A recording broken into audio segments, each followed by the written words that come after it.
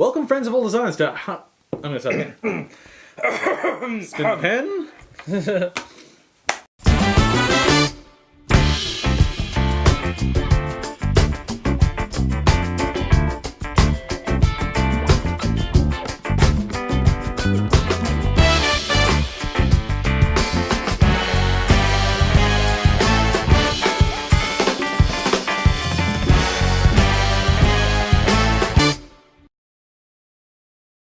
Welcome, friends of all designs, to episode... Man, I can't talk today. No. Third time lucky.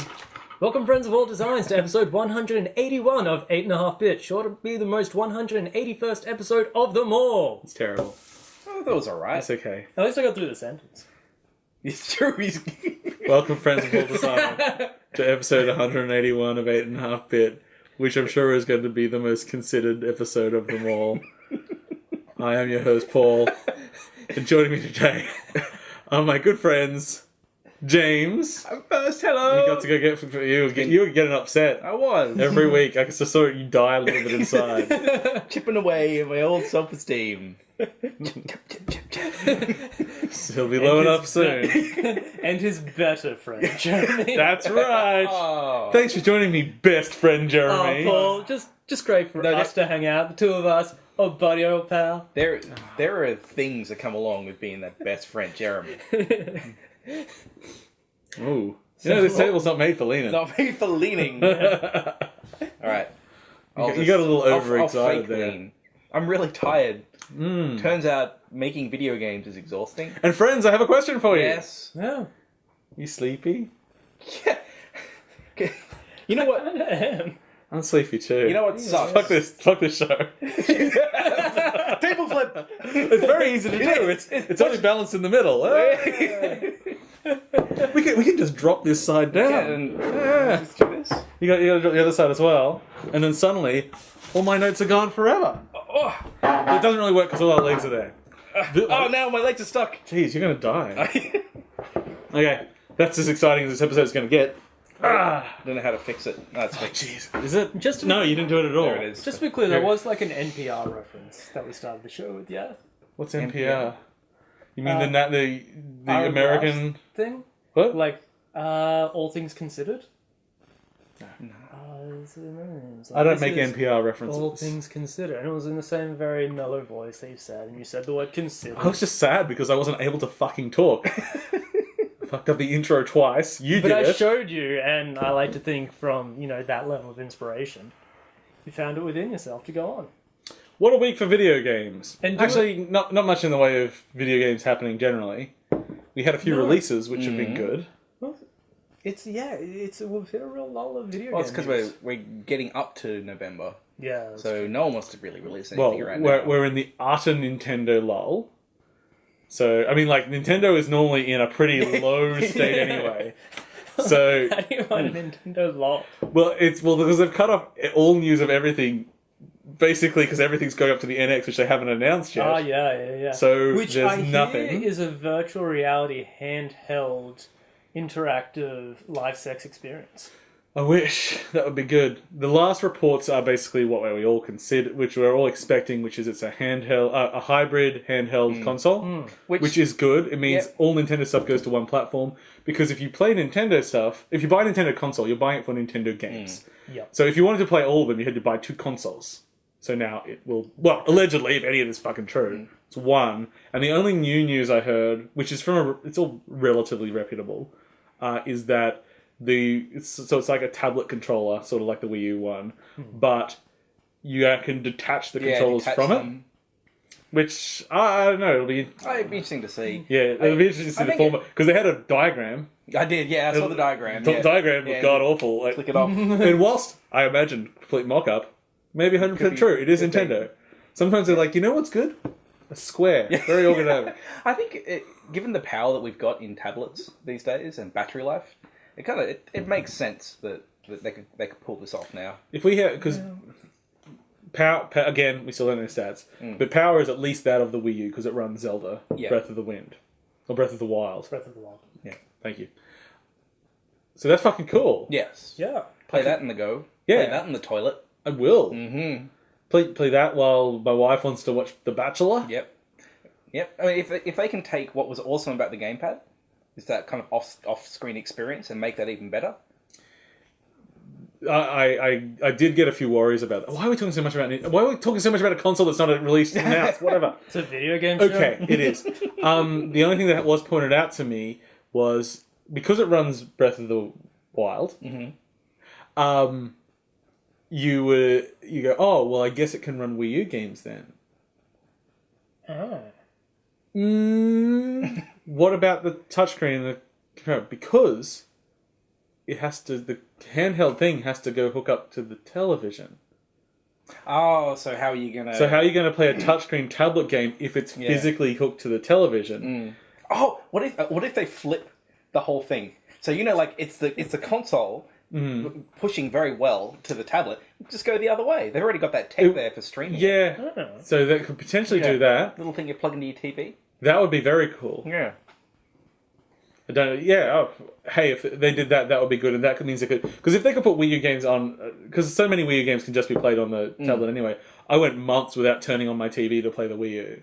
I just like, I can just play it on the screen. It's fine. It's great. I'll go sit on the toilet. It's always the toilet. Plus, we're rapidly approaching the point where like tablets and like the gamepads are reaching the same screen size as the TVs we grew up with. Yeah, exactly. Like, Well, I mean, you already get phones with projectors in them and stuff. Yeah. It's like, oh, okay. I could already have a bigger screen on my phone than my original television. yeah. So that's good. Okay, enough bullshit about something we know nothing about. It's fun to speculate. But the good news is we know as much as everyone else. It's true. I also read an article on the internet written by a person. A reputable person? I don't There's fucking no remember. reputable people on the internet. Look at us. Can't we're just in my basement. So that's the most reputable place of all. Yeah. Okay. So shall we talk about some video games that came out this week? Yes, let's please do. Now, I believe you and I have both played Headlander. Do you know Headlander? I know-ish it. I know it's a Metroidvania from Double Fine. It's 70s, goofiness and fun. Yeah, it's a mix of 60s and 70s stuff in it. So yeah, it's retro space. You are the last human head. The last flesh and blood human head. Yes. Yeah. Well, everyone else's consciousness has been turned into robots, or has it? I don't know. I haven't finished it yet. I'm about halfway through. Oh well, let me tell you about the end of this game. Oh, thank you. I would love to hear the spoilers. The end of this game is when the game totally fucks up because its objective tracking is totally fucked up, and you can't continue anymore. Oh, is this the problem you hit? Yes. So I have been talking to their well, it's Double Fine, so you just talk to the guy. You can say, hey, look, I seem to have I got like halfway through the game, and then I looked at my objectives. It's like the first objective in the game. I'm like, I forgot to do it. How do we get past the first? What objective is it? So the first sort of area in the game where you have to align satellites. Yes. I just never did it. How'd you get past it then? I just ran past Your it. sequence broke the game. I sequence broke the game immediately on the first real task. Okay. I didn't really look at my objectives ever because I was just zooming along, having a good time. I get up to a point that I can't progress anymore. It keeps saying I haven't done a thing which I've done. Then I look at my objectives, and the only objective is one from 2 hours ago. So I go back, I do that, and I'm able to, by unloading and reloading the save and going into areas which I think might trigger the next... I can work it all the way back up to where I am now, except the task I'm on now says I haven't completed it and I can't do it again because when I go up to the stations to complete it, it says, you've already done this, Oh, okay. but I haven't. Yeah. So, yeah, it's the sort of thing that can be fixed in a patch, but it's not yet. Yeah. And whether I play that, I don't know, 3-ish hours of gameplay again, or whether I just wait until the patch is released, I'm not sure. Yeah, I mean, there's not much of a reason I can see to want to go back and play that first half again. I could blast through it super quick. Because So what was it fun gameplay wise? Yes. So I think it's a good sign that your platformer isn't shit when you're James and you don't like platformers, you don't really like Metroidvanias, but you love the shit out of this game, and the only reason you stop playing it is because someone else wants to use the TV. So the base concept, It can be both. it can, The base conceit. is that you are this head and you can fly around and it maneuvers really well. It feels good flying the head around the screen. But then you can rip off the heads of robots and land on the robots and then you get their abilities. So My favourite is Mappy. oh yeah, he's pretty So good. Mappy, though, basically really described as what, like a walking... He's a walking info booth. Yeah, or big something. walking info booth. And so that's how the way you get the map data is you rip off Mappy's head. You then land on Mappy and take the data. You can also take Mappy into the dance room and hit the dance button, and he's got some moves. Oh, do you have to take him to the dance room to make it? Because normally he just like does the flashing screen. No, there's like a room where you can go hit a button So- to dance. Yeah, all robots pretty much can dance. But civilians, by default, their only real function is dancing. Because you're starting the pleasure pause. tests. Yeah. Can dance. It's also robot dogs. They're fun to rip the head off and them. So one of the things in the game, there's shooting when you're in like all the military robots, which you spend a lot of time in there. Okay, sure. How often do you shoot? Well, not too often. A lot of the time, just run past it. It'll force me to. Do you run past it? Because all I do is because Oh, you don't how, or do we just go rip the heads off? Yeah. Yeah, well, you can do that. I just too. rip their head off instead of fighting something. I Because you can shoot their head off, but that's a bit finicky. I can just fly over there and rip their head off, and they're dead. They're a tool for me to use at this point. Yeah. But when I first started running in the robot, I had the problem you get in games sometimes where the genre gives you an expectation, and in this case, it looks like a side-scrolling platformer, so I want to jump, and no robot can jump. Oh. But you're also, when you think about it, you're a head that can detach and fly around the screen at any point. Why do you need to jump? And in fact, jumping is being one of the few things in the game. Since you need robots' abilities to do certain things to access, Sure. they can block off an area by the robot can't get there because there's a gap. And there are So some it's one of puzzles the- built around it as well, where you got to figure out how to get up somewhere because you can't jump between platforms. Yeah, and because pretty much you get OP real fast in this game. Sounds like it, yeah. So there's very few things that are blocked from you doing it. I mean, fuck, I sequence broke the thing instantly. So, which is fun, and it's like when there's on the PS4, the middle section of the game where I am now, there are a lot of characters on screen at once, all fighting. It slows the hell down, so that's not good. It's a bit sad. I was going to ask you both playing on PlayStation. I'm playing on PS4. And I it was haven't really released- noticed much- That's called a PlayStation. I haven't noticed much slowdown though. It's He released on- still hasn't clued on, has he? Yeah, no.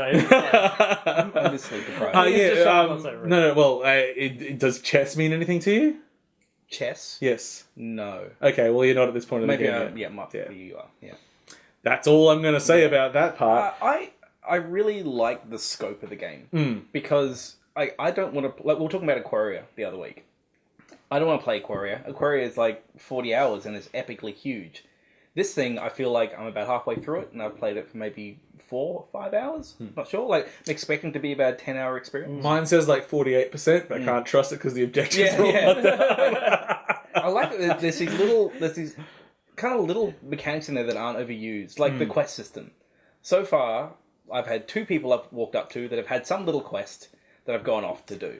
I got to tell you, those quests are the most bullshit part of the game. They're just like, please walk to this screen, then walk back to me. Wow, what an interesting quest. Thank you. It took me a bit to take down the Chroma squad. Just rip their heads off. Yeah, I was shooting them. And shooting them. Shooting them? Shooting them. You know what's faster? Just ripping off their heads. No. And what you do, you rip off the first one's head, then you run towards the next one shooting it, then you just detach as you're about to explode, and then rip off their head. Every problem can be solved by ripping off a head. It's great. And actually, that is... I'm playing it, and I was really trying to... When I was trying to work out how the bugs I got happened, because I was trying to basically do a proper report for them. Because that kind of sequence breaking is just... You haven't done... Like, I think they rushed it out a little bit. I think they did not properly playtest this. And that's not because it's awful. It's just got some things that probably should have been picked up. I've noticed a few little bugs here and there. Nothing... Well, no, that's a lie. Yes, one thing game breaking. Just don't sequence break. Just follow the objective marker. If you try to stay on the rails... Yeah, it's fine. So that's all right. But it's just... As I'm going around testing everything, I'm just realizing that I'm just having fun moving around. And whilst I wish there's a lot of dialogue in the game, because all the robots sort of talk all the time, while it's repeated quite a bit, it is kind of nice. Like, I think the big, like, turret-mounted gun sort of apologise. Oh, yeah, because it doesn't want to shoot you. It's like, I'm sorry, but I gotta shoot you. The one that does grind me a bit are the doors. because every door you walk through will say something, and they're kind of funny in that like different colours that go through, they'll have different things they say. But I like that they're terrible puns most of the time. Yeah, they are terrible puns. Ready to accept you because it's the red door. Oh, Yeah. But it's like I just find that one gets a little bit repetitive. But then I kind of think that's also going after the kind of hitchhikers talkie doors. Oh yeah. So they're meant to be annoying. So I kind of let it slide. I like they've got, as you keep playing it, you learn small things like, which you can then just take back to the beginning of the game. So it's Metroid-y in that if you shoot a door with an applicable robot, it will open the door for a few seconds. Okay. So that's a good way to get through, even if you don't have a body, you can't go through a door. Right. You can just get someone to shoot, you can go through. That's good. Right. Take another body through. One of the things you can do, if you're in a body that can't go through a door, run towards the door, pop your head off, robot keeps running. Yeah. Just get in another robot that can access the door, you can both go through. Because even though it's a sort of screen-based game, it's persistent between screens. You can actually shoot to the next screen, and you can run back and forth with people following you. So it's a pretty well-realised world, which is not necessarily that typical for Double Fine. I find Double Fine is very restrictive in their game design. Like, they're very focused, like, no, this room is this room, and you can't leave and do that. Which is what kind of surprised me when I got all this objective problem, because I felt this feels more like a game where they built some systems and let the systems play. So just for my sake, because I'm kind of keeping track of these sort of things, Double Fine games that I've likely played or I'm aware of. Psychonauts, Brutal Legends, Stacking. This is the same director as Stacking. I don't know Stacking. What did that? Costume Quest. I was going Iron Brigade. That was changed to Trenched, or was it the other way around? Okay, I'm terrible at remembering. Sesame Street, Once Upon a Monster. Really? Double Fine Adventure. Oh, it was the action. Yeah, the Ground is Fire game. Yeah. That was fun. Double Pine and Double Action Theatre, something like that. I can't remember. Broken I'm Age. remembering companies and which games they produce. Yeah, space-based. DF6 or whatever. I appreciated the penis-shaped escape pod. Oh yeah, that was good. There's some good penis-shaped things. Well, I just like that the game's basically after the little intro, it starts in basically an orgy palace. Yeah, well, like it's like the carpet, the rug, and so it's Shag. It's shag. Yeah. Oh, of course. It's quite well rendered too. Yeah. So it's just people just pushing themselves on the shag carpet. I mean, if we were immortal robots, that's what I'd be doing too. Yeah. Or just me. I like games that play around with the agencies as well. Like, I like it how I like the body jumping, and that how my role changes just by like, it's like you see a thing, identify it, this is a thing with agency, but then I steal it. I go and like rip off its head and land. I like that they can't get their heads back, so they're basically just corpses that you can play with. Because they say that no one dies. If you shoot the robot, they constantly just go somewhere. They say. Sure. Like first episode of Rick and Morty. It's like, don't worry, there's robots. Oh god, it's like, you thought you said there were robots. I meant in like in the metaphorical sense. They're bureaucrats, I don't respect them. I was thinking that at the end of the game, the credits are going to roll over just a farm upstate where all the robots are just running. Yeah. Oh, they wouldn't die after all. What I like is that at the beginning of the game, you get to choose from white man, white woman, and old black man. Old black man. Heads. You want old black man. Old black man, he of course. He is the best head. Why would you choose anything but old black man? And I like how they say that don't bother trying to speak because you have no lungs. Yes. Yeah, so Very this is true. why the main character does not speak. Yeah. They saved them a little bit of budget. Give me a brief introduction to the story then. Like, as the head, what is your role in this universe? What are you trying to accomplish? I don't know. Just go from left to right? I lost track. No, it's quite it's very Metroidvania-y in the, so it's not left to right, it's just this whole map that you keep opening up. It gets pretty big after. I don't even remember why I'm doing any of the stuff I'm doing. know. Someone's trying to kill me, I think. Well, I think there's an issue with this story of all humanity have had their consciousness downloaded into robots. I think the story is more along the lines of, we said that's what happened, but really just some robots controlling everything. So we'll find out. We'll find out as the story continues, and I pay attention to the intro. Yeah. Which I don't. I never pay attention to intros. Story's got to win me over. This is winning me over in gameplay, other than the fact that the objective system is buggy. I like it. Yeah, I really enjoy it. I might actually finish it. That doesn't happen very often. It's got some really good neat effects. Have you got the speed boost for when you're running? And it puts sort of like the 70s like 3-tiered color, sort of like yellow, red, brown, white sort of thing, like behind you as you run. Oh yeah. It's like It looks pretty. Yeah, there's a very lot of nice. very pretty effects. yeah, and lots of little secrets to find with clever little puzzles in it. That's it. Yeah, nothing too taxing, but enough that you have to look around and observe your environment. And they're nicely on the map. That's only if you find Mappy and download it. Ah, yes. Yeah. I will feast on Mappy's gooey information. Oh, yeah. What about that observer snowman? We get to rip his head off. Oh, I ripped that thing off. Yeah. Rip the heads off lots of things. I like with the penis escape pod. The way you get into it, it's like you just mount yourself to the front of it. Yeah. So it's like this big phallic ship. There's just a head just plonked in to the front. It's amazing. It's very nice. Like everything you interact with, you have to you attach your head to. I was trying, because I haven't looked at achievements, and I really do, but I just kept, there was one area with like infinite respawning. Just like, is there like a rip off 1,000 head sort of thing? I'm just killing time at this point. Rip. The one achievement I've noticed was a Zardoz reference. What was it? It just says the gun is good. But it's because I shoot everyone. So you just rip the heads off. But that's more fun. You need the Zardoz Chivo. The only thing, other than the bug fixes, the only thing the game needs is just a little scream when the head comes off. I'm sure if it hits Steam Workshop, we'll have that. Add the Wilhelm scream. That'll be good. Okay. Shall we move on from Headlander? Yeah. Any other thoughts? No, it's really good. It is. Okay, I have also played a game that came out last night, this morning. Abzu, which is basically the sequel to Journey. In fact, it's headed by the art director of Journey. Same basic premise. Yeah, same, trying to hit every single beat. Because it's like Journey, I finished it. Yeah. But that's all right, because it's... the problem is, the game looks very, very nice. The art director is like, yep, you've still got talent. Okay. It didn't go anywhere.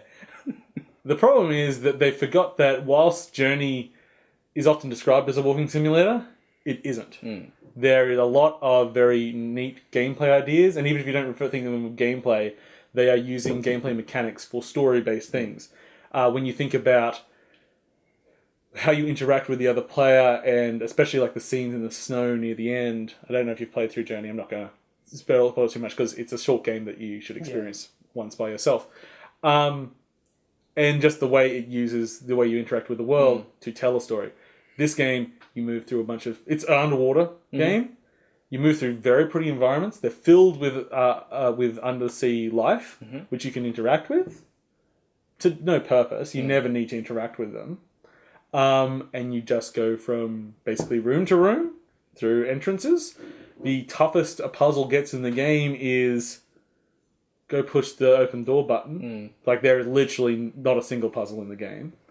Not that I want it needs to be puzzly, but You want to feel like you're doing something. you want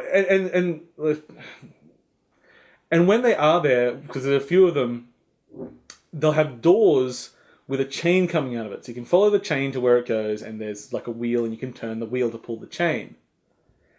But then what happens is the chain just starts endlessly feeding from the door, which doesn't make any physical sense. It's not going anywhere. And that starts like some water flowing. It's like the actions you're doing don't make any physical sense in the world. It's like, geez, maybe you should have just had a pump or something. It would have made a little bit more sense. Like, a chain coming through a hole doesn't do this.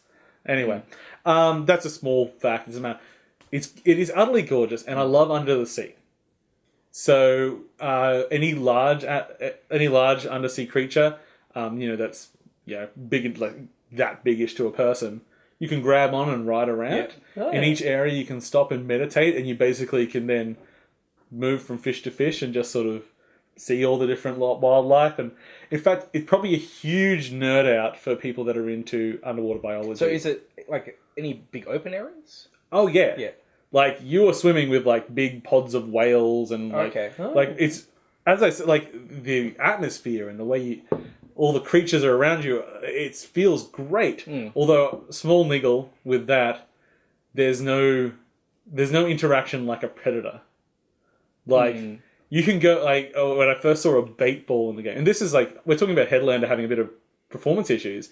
In this game, there's a bait ball. There's thousands of like bait fish just circling around. You can just swim into it. They're all rendered individually, and it's just like... Do they move out of the way? Yeah. Oh, nice. Yeah, well, not so much in there, because like they still move around you, but they won't split because it's a bait ball and the whole thing is being tied. But fish react to you moving around and everything. But then you don't never get the... and I suppose this does count as a slight spoiler because it's something that doesn't happen in the game. You never, like, in the bait ball and then, like, a predator comes through and they all burst apart, because that's what happens in real life. So there's no real ecosystem down there. It's not a simulation game, but it would have been nice if, you know, you could see like a fish, hey, I'm going to eat the smaller fish. But how accurate is it scientifically in terms of the marine life? The game is stylized, like you call it slightly cartoony, but I'd say it's very, from what I know, up on our wonderful Snapchat, I put a small video of me riding one of those. They're not called goblin sharks. They're the ones that have like they permanently have their mouth open. Basically, is a big those sharks. Sure, they're not goblin sharks. A goblin shark looks similar, but there's a slightly different. So does it have a similar narrative structure to Journey? Oh, yeah. Yeah, and does it have other people in the world? No, and that's the problem. Okay. So it's so much. It tries to hit pretty much all the same beats as Journey. Including doing things like telling the story through hieroglyphs and stuff like that. Oh, wow, okay. It's like, okay, this is... Okay, it works. It's non-verbal storytelling, I guess. So there is another character in the game which is sort of your familiar. It's not another player, and you never really develop any sort of relationship. The game literally has the same, like, chirp button. Beep. That you would chirp. But there's no reason to chirp. There's no reason to chirp in the game. Yeah. Like, you never need to chirp. So like, I tried chirping for a while. Does it feel like they're not trying to push where they were from? Like they've made a thing and they made another thing, but they're not really trying to... Well, it's not the same team, it's the same art designer. I think maybe one or two people from it. Okay. And what I think they were on the right track. I think because one of the things with Journey, and if you do want to play it one day, we'll try to organise this. I played it the day it came out. One of the best experiences of my fucking life gaming. Really? Being very emotional, because when you play Journey, after like the first zone, there's another character there. Okay. It's another person really in the world. But you can't talk to them. All you can do is go chirp or long chirp. So you can sort of Morse code it if you want. Yeah. So then you can play through, and for me, I played through with one person. The entire game of like running around, like one person finds a thing, chirp, chirp, chirp, and we like run over and you build your own communication system. Okay. And you come to bond, and then as the game reaches a climax, and you both put under pressure, it becomes quite emotional. Yeah. The problem is when James, you went and played it. I was having internet problems or something. Network trouble. So I'm playing this thing like by myself. Oh, I'm like, this is fine. I played through and I finished it, and I was like, oh yeah, here's a thing. I don't understand. Yeah, like people are excited. Yeah, like it was fine, but it's not the same thing. And if you go and play Journey now, which is why I said we'll try to set it up. Yeah, I'll go with that now. You need to have someone else that's not one of, because there are people that just go and there's like big unlocks you can get that make you sort of superpowered in the game. Okay. So half the people that play now are just people that have run through the game 20 times. And they're not fun to play with. You want to play with someone that's learning it as well. Yeah. And that's what so we're going to do something else. How about we try to make that AI control? Let's have this familiar. Unfortunately, they didn't build AI for it. It's just a scripted thing. There's no reason to communicate with it. If that had been extended, if they tried to make that player interaction, but with an artificial intelligence, it could have been amazing. But instead, like they literally hit all the same fucking beats. And like later in the game, like there's this sort of fanfare-ish section. And you're just like this is, other than the fact you put some weird, like not puzzles, but things you have to stop and just like hit a few things to slow it down. Like this is exactly the same fucking scene. It's really pretty. It's really good for nerds of undersea, and it's kind of, especially when you get deeper and deeper, And it does a few surprising things. It's not just like animals from the angler fish and stuff like that. They go to some surprising levels with the creatures that are around. So there's still plenty to discover. And swimming feels nice. The only problem you've got is that it's true 3D movement. So you push down and then you turn around and then you come back up. Which means if you're not quite looking at the orientation of your character, you think you're going down, and then suddenly you go, I'm like, oh no, I've done it again. But that's my own problem. That would drive me insane. Yeah. I mean, it doesn't happen very often. Like, it feels nice to swim, but it doesn't feel as good as your fluting, skating, flying of Journey, because that was a skill you could develop. Yeah. In this, you just have swimming going forward, and you can hold on to creatures, but that doesn't really give you any benefit. That's kind of fun. It's like, ooh, what's that? I'm going to go and hold on to its fin. Here we go. Do you think it was a game that was largely art-driven? It's almost 100%. Yeah. It's very nice art. So what was the playthrough time? Because you said you finished it. Yeah? Probably about 2 hours. Okay. Yeah. Which is about Journey. Yeah. Which was what I was expecting. Yeah. I didn't. How much I was didn't that, feel 2 hours? I don't know. I pre-ordered it ages ago. Oh, okay. There's a few like. Even though I'm not coming off singing its praises, it was for me still fun. Yeah. But it was not the heights that I was hoping. I wanted. So Journey set that bar pretty high, though. It set it very high, but I think they failed to learn. Probably lessons from that. And it sounds like if they were just kind of reiterating what was there, they weren't really trying to explore anything new or interesting. Yeah, but they didn't even explore as much as was previously there. Like there's collectibles around. I don't know what any of them do. Maybe it's something I got amazing. a shell. Maybe. Maybe you missed the whole thing. Maybe there's a meta narrative. Anyway, so that's Abzu. That's on PlayStation and other things probably. I don't know. Actually, it might just be on PlayStation. I'm checking it now. It's on Steam. It's going to be on Steam tomorrow. Steam tomorrow. But we don't know which is the day this releases. So today. Today, hooray for future recording.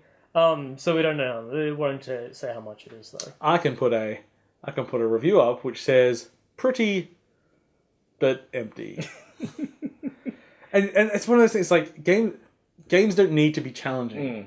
But I think they need to use the mechanics in a way that's interesting. In this, like even when you go up and you interact with something that's interactable, it's you go up, push the interact button, and then it does it itself. Yeah. Like, when I was playing games like Human Fall Flat, it's like they could make you've got to turn a wheel. Well, that's a challenge in itself. You've got to grab it and pull it down, and then grab it again, and then. Do you think it had more or less than finding Rapture? Like, how would you put your experience compared to Rapture? Well, it's much better than Rapture because it's actually a directed experience. Yeah. Rapture, you can literally miss half the story. And I don't think Rapture's story is very well told. I think their lack of budget made... Their creative decisions, like we're talking about everyone's gone to Rapture. Yeah. Did you play that one? No, I didn't. So that was PlayStation exclusive, yeah? It's on PC as well. Okay. But I think it was for a while. Yeah. So you're basically walking around this village and surrounding area, and you can encounter echoes of people, and they're just like sort of a humanish shaped blob of lights. That's 100% a budget issue. They couldn't make the models and animate them, and because of that, you can't identify. You're getting these secondhand stories, and the best way to play that game is turn on subs because it says the character's name at the front. Oh, I did turn on subtitles. I turn subtitles in pretty much all games now. Yeah. Headlander turned on subtitles. Yeah. Otherwise, you can have two people talking, and then there might be some action supposed to be implied. You actually don't know which one's which. Yeah. It's like, okay. Yeah. Some people like it. Those people are wrong. We haven't seen what was the last walking simulator out? Oh, well, so many things play under it. This is a walking simulator. Yeah. It's a swimming simulator. I'm thinking like first person Gone Home / Rapture / See, Firewatch. Yeah, that's been out for a while now, I think. Yeah. Well, beginning of the year. Yeah. And really the smaller things that just don't get... Firewatch, I think, raised the bar for a lot of them. I'll revisit it at some point soon, I think. I wonder if now it's risen the bar, so you can't do like a lazy walking simulator anymore. It's got to be good. I'm interested to see Tacoma, the Fulbright's follow-up to Gone Home, because I did not like Gone Home. No, you did not. But I do like a lot of the developers at Fulbright, and it'll be interesting to see. Apparently, they've totally revamped what the game is now. Okay. It's still Gone Home in space, But what that means is yet to be seen. And actually, it sounds a bit Gone to the Rapture-ish, where it's like the station is empty, but you then access recordings. Okay. So, No. yeah. Oh, what was I... Oh, that's one thing that sucks about Headlander. Yeah. You found the recording rooms? One. Yeah, you start the tape going. They put a lot of, like, back with, like, distorted effects. yeah. That's... But if you leave the room, it stops playing. Now, technically it's true because it's just playing in that room. But you know what's not fun? Standing still for 5 minutes. The vein of the audio recording log. Sometimes just give me in text. And then I can skim it and see if it's something I'm interested in. Yeah. Anyway. Okay. What have you been playing, Jeremy? I've been playing Professor Layton and the last Spectre. The Spectre's called. Yes, because you stole it from my shelf. I did. Unscrupulously. And the thing is, I can't remember playing it.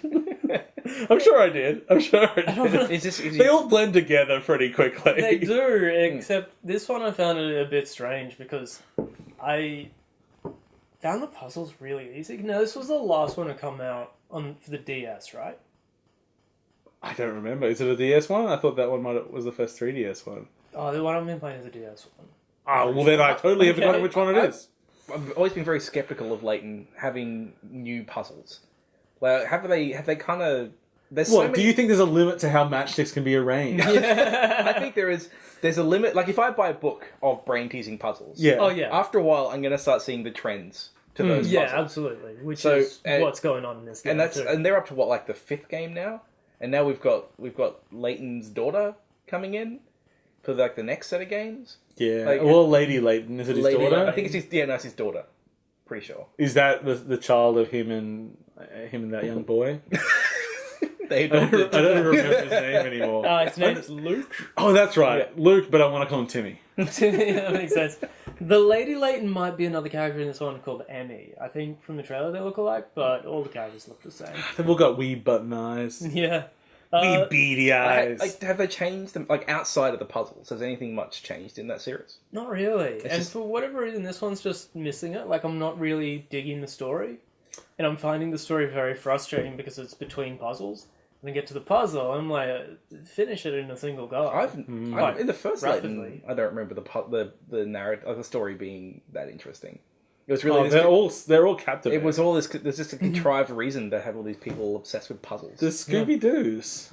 Yeah, they're fun. Yeah. Like they've been fun stories. This one. It's like, oh no, the carnival's been stopped from operating. we can't leave because the Ferris wheel can't run anymore. And that's how we got in. There was a definite charm to one I can't remember, but it was on a train and it just felt appropriate. He's always always talking about being an English gentleman. Well, the first one starts as the train, isn't it? I think the first one's a village. No, but you start on a train. The Curious Village, the Diabolical Box or something like that. Then the Unwound Future, and then this one. I'm like, yeah, it's testing my limits of how much patience I have between actual gameplay. Because I'm playing. That's why I can't play Metal Gear Solid games. Ooh. No, he doesn't. He knows. I'm a Metal Gear apologist. Any Metal Gear Solid fan that denies that is a fucking liar. It's like you have to there's there's checkpoints in the middle of cutscenes because that's what the game is. Oh yeah. Because I remember I've tried several times to play 3. Yeah. And I'm just like, okay, this looks good. Okay, so there's the whole battle. Okay, now we're being dropped into. And it's like, okay, I got there, and then I think it's 2 screens until the next long cutscene. Did you play much of 5? I haven't played 5. So you might. I played the one before the Ground Zeroes. Yeah, which was okay. Yeah, but I don't like the open world design. Yeah. Because in 5, a lot of the storytelling is they needed to get Kiefer Sutherland into a room for a day so they could record everything. So they sat him down and they recorded all his snake dialogue and just put it all into the... But is he as good as Dinklebot? He's better than Dinklebot. Dinklebot was great. I don't care what anyone says. That wizard came from the moon. He didn't fucking know what he was saying. It was great. Like, I just meant, it's totally the director's fault. They gave him no... I just assume he just got a list of lines and it says Destiny at the top. He's like, whatever. You're probably right. Hello, traveler. The catastrophe happened. So, what's the catastrophe? So, don't worry about it. Just say catastrophe. It's actually called like that, isn't it? Or the event, or I don't know. like they've all got broad, It's like, meaningless it's like names. the speaker. Yeah. It has talks of the traveler who Yeah, the traveled to Earth.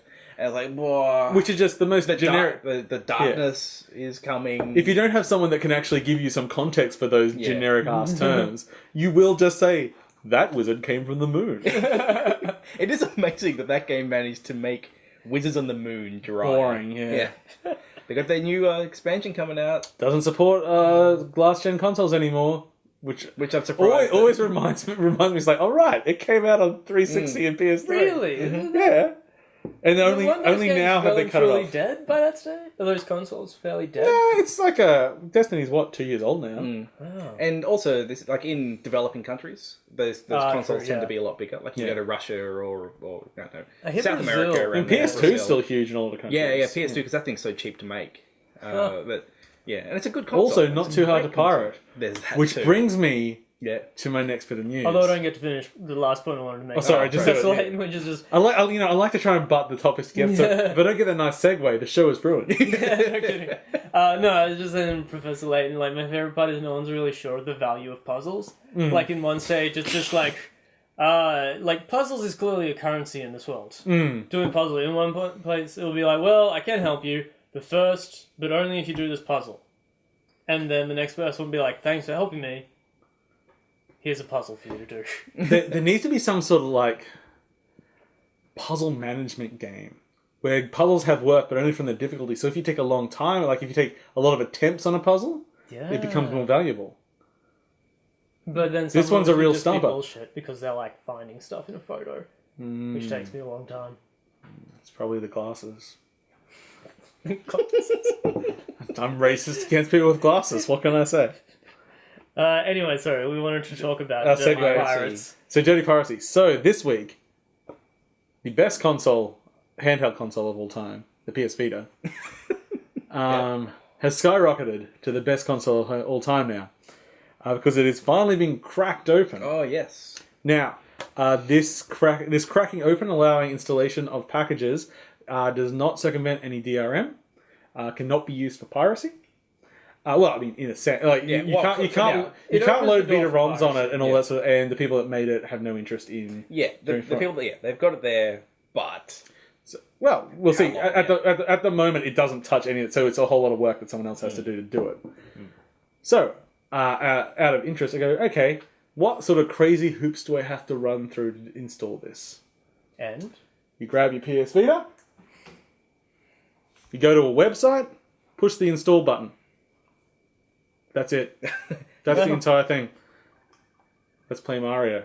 Oh! Because I remember, like, with the PSP, that thing was cracked. It had a huge homebrew community.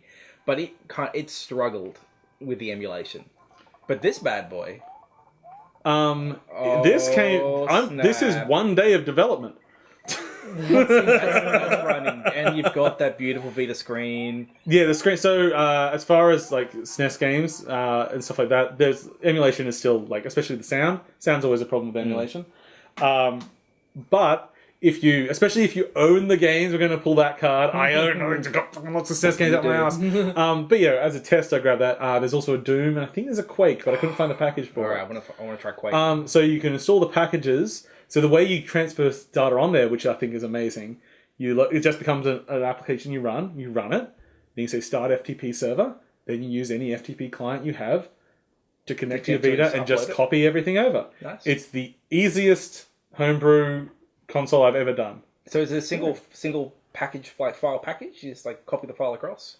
For the applications, but then obviously if it needs data, if you can copy over Quake, but then if you need to put the WADs on, you'll have to copy the WADs into the actual directory. But the application itself is just a single package. It's really good. It's really impressive. I hope it goes far, and I hope they do manage to keep the whole piracy edge off it. Because I'm glad because that gives Sony more reason to crack down on it. Yeah, if it is just people pushing out. Yeah. But if you're pirating Nintendo games, it's all for it.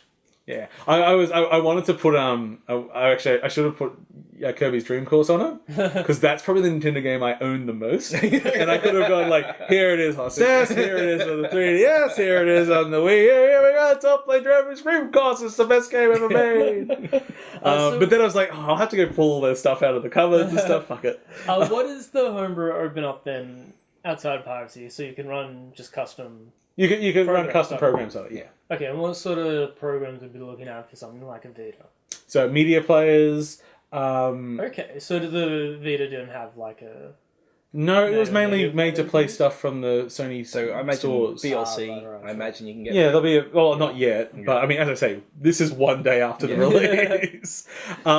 People are putting like the little... There's always like crayon physics versions and stuff like that, so there's little games that people... So it allows people to actually develop for the system and pretty much have full run of it.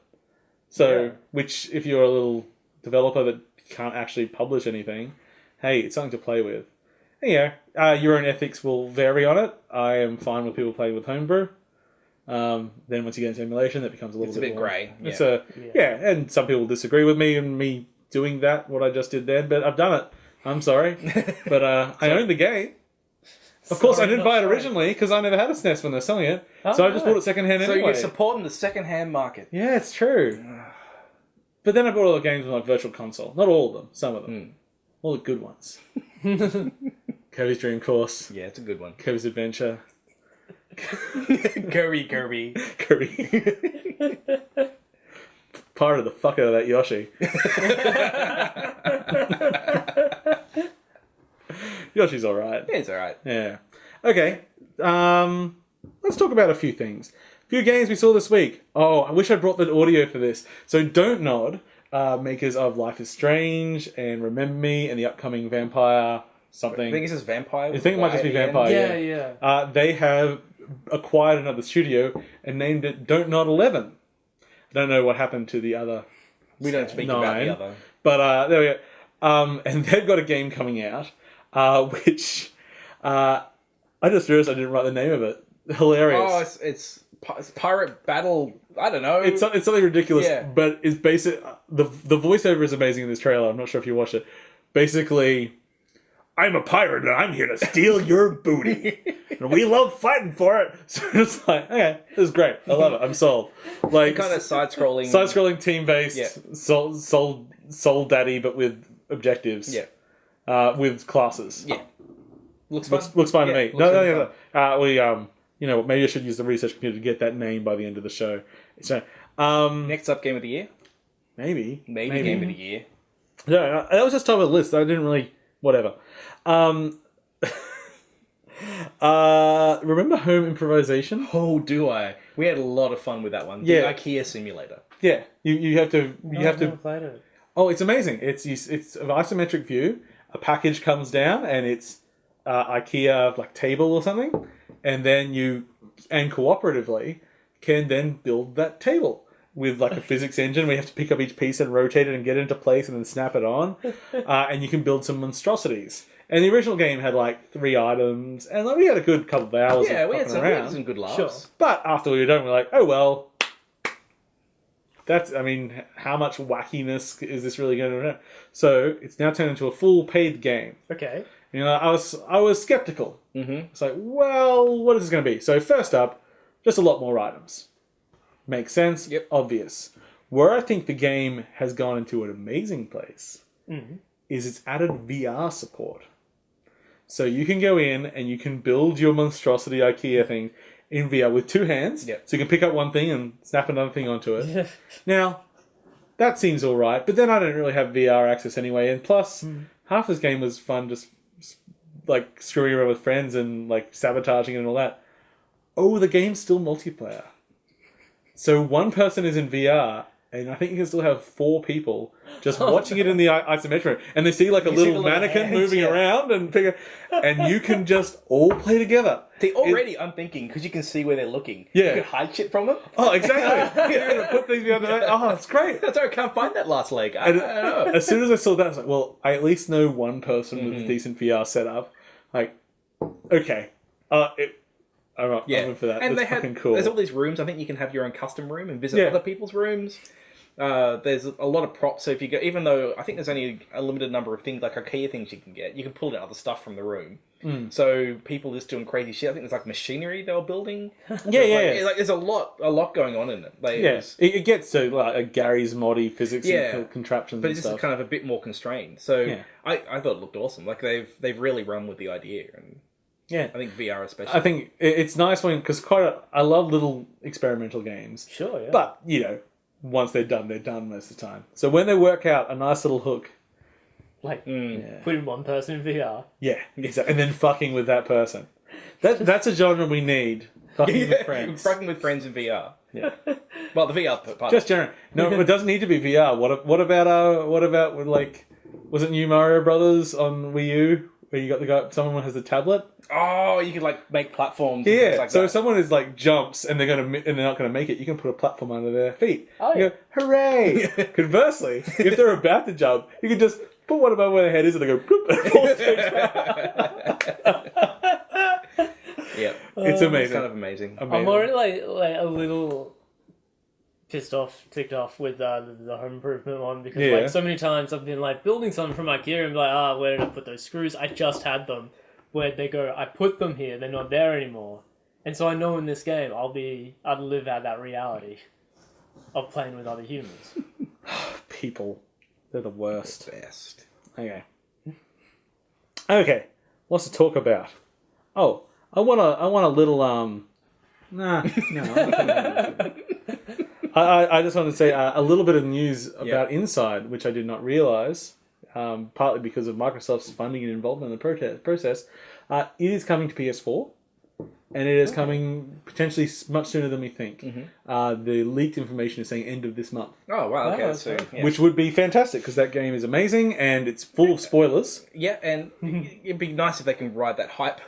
It's already dying off, so... Yeah, exactly. And it is one of those things that it's a nice adventure for everyone to take. So as it reaches more of a distance from the release of the spoiler, people get laxer and laxer on it. It's like, wasn't the farting scene great? It was pretty good. Getting my first Division DLC soon.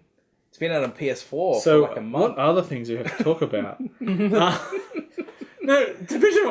I actually am looking forward to the DLC because I think the Division there's a good base to that game. It just needs. Do you know what the current state of like the hacking in it is? No idea. I don't know. This new stuff is going to be random dungeons, so it's random. Always interesting content when it's random. I think it's going to be very similar to the kind of the Bloodborne dungeons you went into, where they kind of just generate random stuff. Right? Always interesting random. No, not really. I don't know what it's going to be. Okay, that works as a segue. Yes. Okay, so last week. Out on early access has been We Happy Few, which is a game we've seen for a little while now. And after E3, it got a huge reception. People were very excited. I was very surprised by it because... It didn't look like much to me. Well, because I'd originally seen it, I didn't know what it was, and then there'd been a bunch of gameplay videos, and I got to understand it because, it's a first-person roguelike in a randomly generated city and everything. Yeah, apparently the mass public that were interested in it never read the genre because of the trailer. And whether you put the blame on consumers or that... Did people think it was going to be Bioshock? They thought it was Bioshock. Bioshock. They thought it was going to be a scripted narrative single-player game. That's not what the game so is. they all buy it on early access. And they've turned around now. Like the people have changed and started accepting what it actually is. Sure. But the initial reaction was everyone going like... What the fuck is this game? I have to constantly sleep, and then when I die, I wake up as another person, and the city's different. It's like, yeah, that was the concept. Did you read the first paragraph? But they don't. Yeah. And whilst the trailer they saw was the intro of the game, and the intro was designed to be quite narrative, as are a lot of intros to roguelike games, it gave people the false impression that this was the whole game.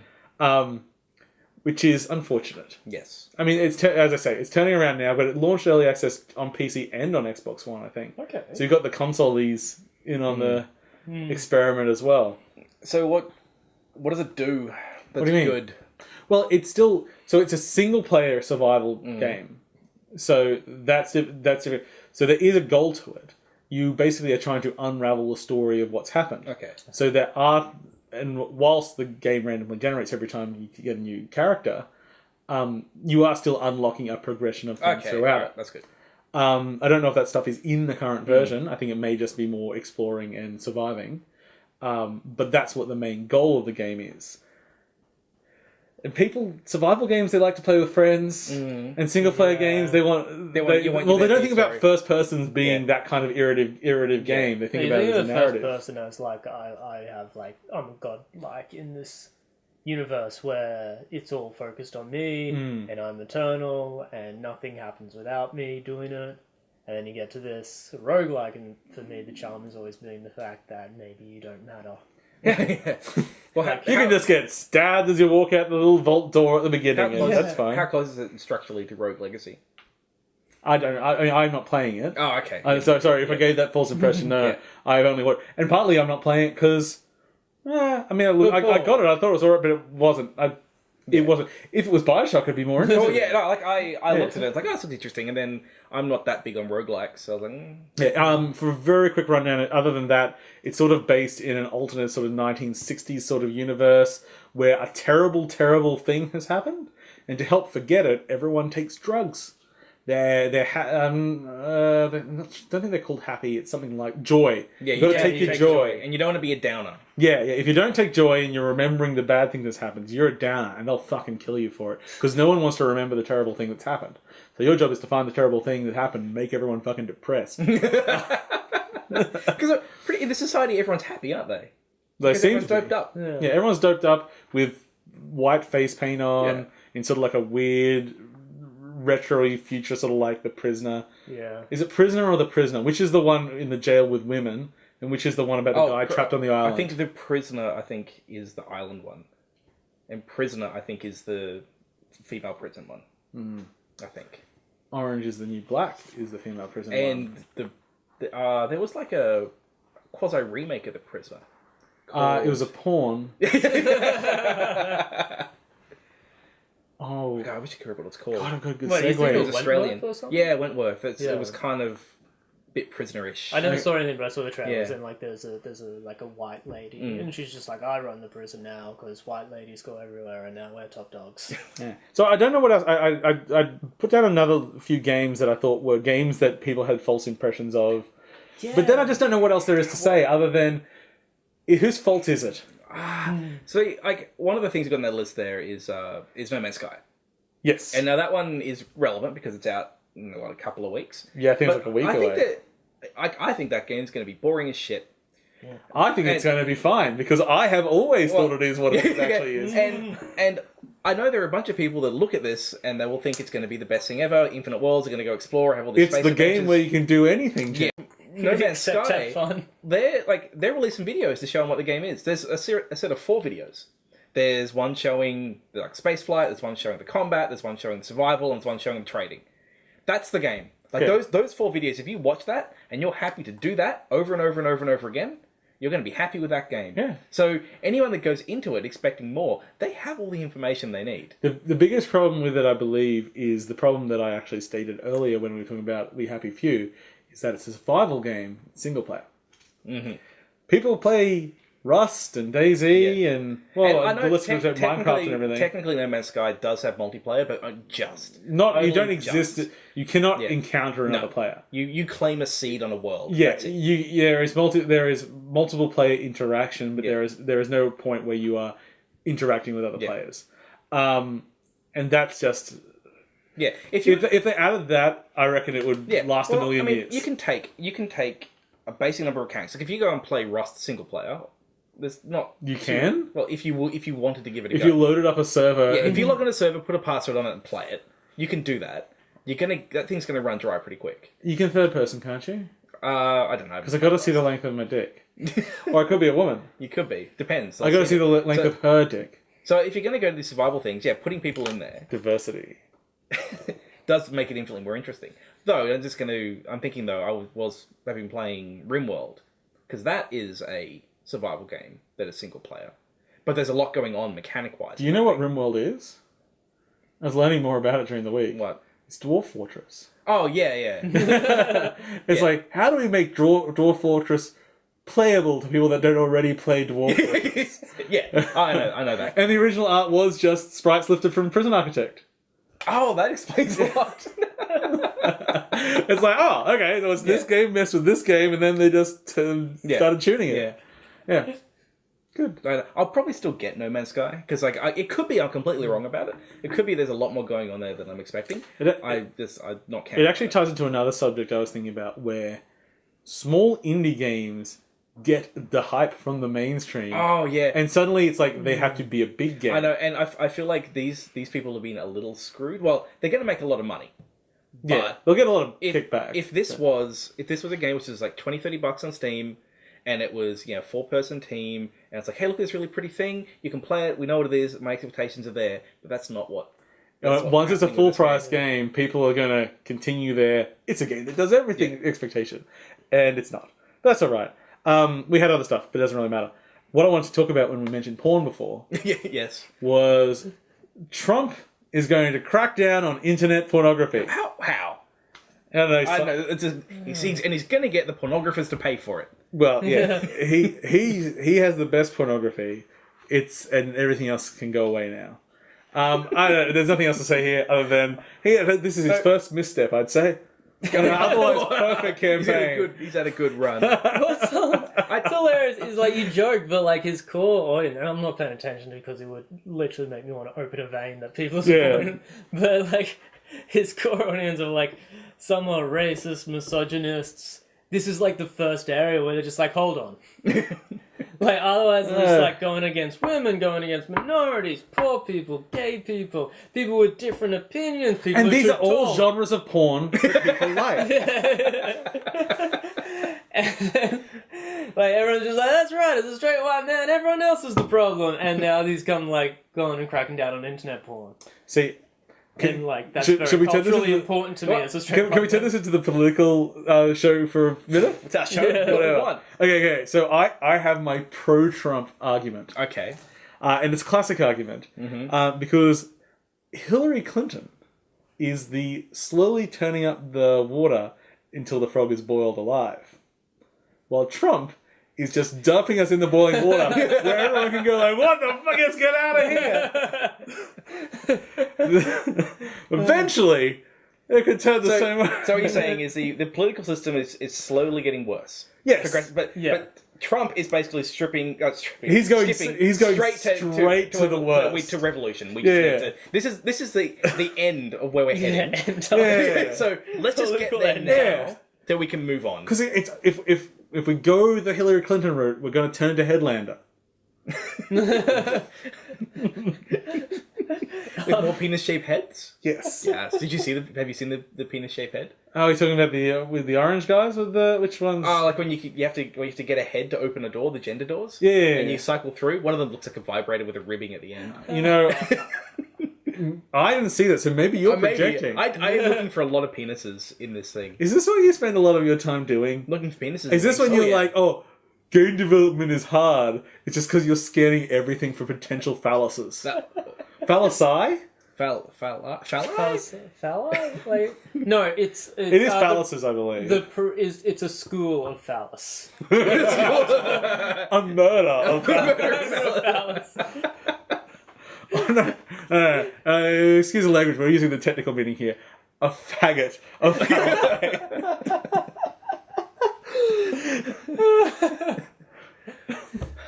If you're offended at that, look at the dictionary. It's in the dictionary. The dictionary? They're everywhere. They're everywhere. We can't get over it. Okay.